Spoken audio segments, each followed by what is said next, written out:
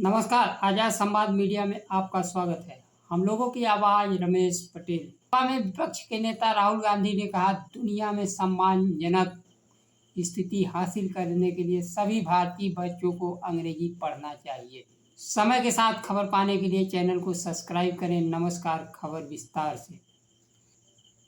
आज दुनिया में एक युद्ध चल रहा है, इजराइल और ईरान का। यह शोषण के खिलाफ ईरान का बचाव की लड़ाई है। ईरान के बौद्धिक वर्ग को तबाह कर दिया गया है और बिना कुछ गलत किए ही ईरान पर आक्रमण इजराइल द्वारा किया गया ताकि ईरान परमाणु बम ना बना सके। शोषण करने वाले देश नहीं चाहते हैं कि कोई देश बराबरी पर खड़ा हो और वह पूरे दुनिया का शोषण करते रहे। ठीक इसी प्रकार भारत में अंतहीन शोषण की कहानी चल रही है। देश में शिक्षा को बर्बाद कर दिया गया है और महंगा कर दिया गया, जिससे दलित, पिछड़े, आदिवासी शिक्षा से दूर रहे। देश में भारतीय जनता पार्टी आरएसएस नेताओं के बच्चे विदेश में अंग्रेजी पढ़ने जाते हैं और देश के वंचित समाज को उपदेश देते हैं, अंग्रेजी शिक्षा से दूर रहो। लोकसभा में विपक्ष के नेता राहुल गांधी ने एक वीडियो जारी कर कहा, मोहन भागवत कहते हैं, भैया अंग्रेजी नहीं बोलनी चाहिए। फिर आप आरएसएस के लोगों के बच्चों को देखो, मंत्रियों के बच्चों को देखो, सब इंग्लैंड, जापान, पश्चिमी देशों में अंग्रेजी पढ़ने जा रहे हैं। आखिर यह क्या हो रहा है? राहुल गांधी ने कहा, भैया अंग्रेजी हथियार है। अंग्रेजी आप सीख गए तो आप कहीं घुस जाओगे।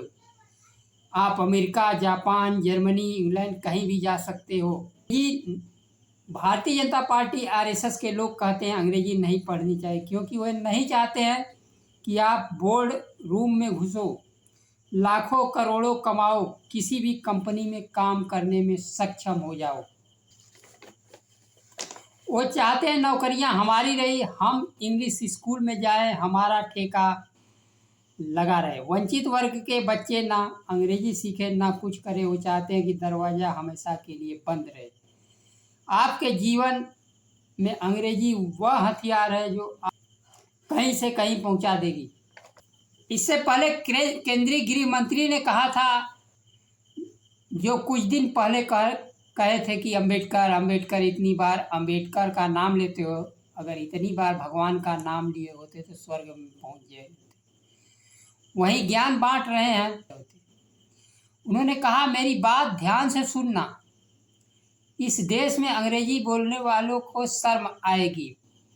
ऐसे समाज का निर्माण अब दूर नहीं,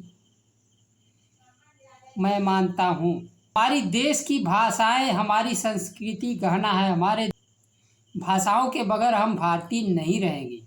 जबकि जिस अंबेडकर का नाम लेने के लिए मना कर रहे थे, वही अंबेडकर विदेश से पढ़कर आए थे और अंग्रेजी बोलने वाले थे। दुनिया के सर्वश्रेष्ठ विद्वान थे,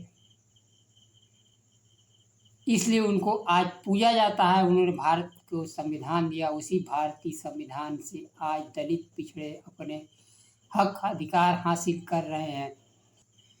लोकसभा में विपक्ष के नेता राहुल गांधी ने इनके जवाब में बिना नाम लिए लिखा, अंग्रेजी बांध नहीं पुल है, अंग्रेजी शर्म नहीं शक्ति है, अंग्रेजी जंजीर नहीं जंजीर तोड़ने का हथियार है।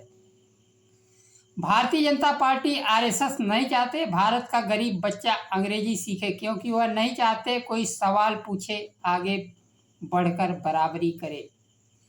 आज दुनिया में अंग्रेजी उतनी जरूरी है जितना आपकी मातृभाषा, क्योंकि यही रोजगार दिलाएगी और आत्मविश्वास बढ़ाएगी। भारत की हर भाषा आत्मा है, संस्कृति है, ज्ञान है, उन्हें हमें सजोना है। साथ ही हर बच्चे को अंग्रेजी सीखनी चाहिए, यही रास्ता है। ऐसा भारत बने जो दुनिया का मुकाबला कर सके, जो हर बच्चे को बराबरी का मौका दे। ऐसे भारत का निर्माण दुनिया में अपनी पहचान बनाने के लिए एक सर्वमान्य भाषा अंग्रेजी है।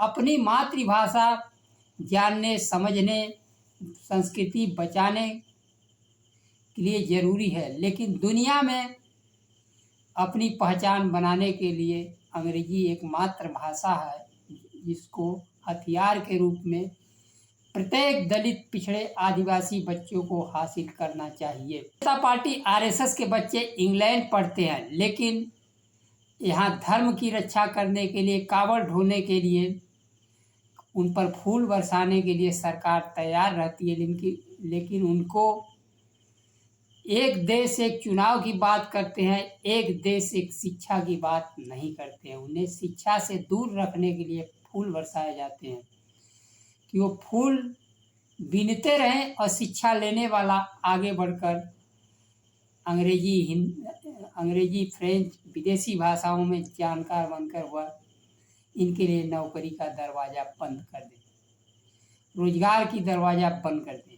और दलित, पिछड़े के बच्चे धर्म बचाने के लिए कहीं झंडा फहराएं, कहीं तलवार लहराएं या उन्मादी बनकर जीवन जिए, और इनके बच्चे विदेश में ऐश करें, मौज करें।